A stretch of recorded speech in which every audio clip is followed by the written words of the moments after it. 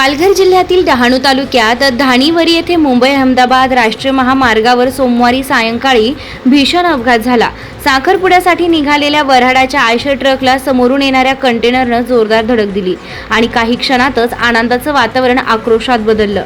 या भीषण अपघातात तब्बल 13 जणांचा मृत्यू झाला असून 30 ते 35 जण जखमी झाल्याची प्राथमिक माहिती समोर आली आहे। धडकेची तीव्रता इतकी भीषण होती की आयशर ट्रकमधील अनेक प्रवासी वाहनातच अडकून पडले होते। अपघातात एक दुचाकीही चिरडली गेली।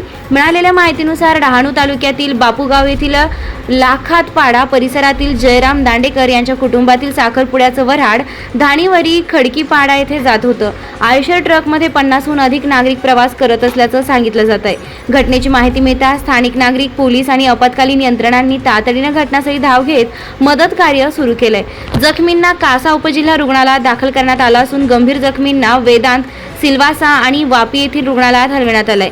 या दुर्घटनेत मृत्यू झालेल्यांमध्ये सुरेश लाखात, पांडू लाखात, कल्लू लाखात, सुनील दांडेकर, चित्रा कुऱ्हाडा, नमिता दांडेकर, सारिका लाखात, आयुष लाखात, सागर शेंडे, वंदना वळवी, सलोनी वळवी, अजय आहाडी आणि रियांशू लाखात यांचा समावेश आहे। या भीषण दुर्घटनेमुळे परिसरात शोककळा पसरली असून महामार्गावरील वाहतूक काही काळ विस्कळीत झाली होती। अपघाताचं नेमकं कारण अद्याप स्पष्ट झालं नसून पोलीस अधिक तपास करत आहेत। सह्याद्रीचा राखणदारसाठी नितीन बोंबाडे, पालघर।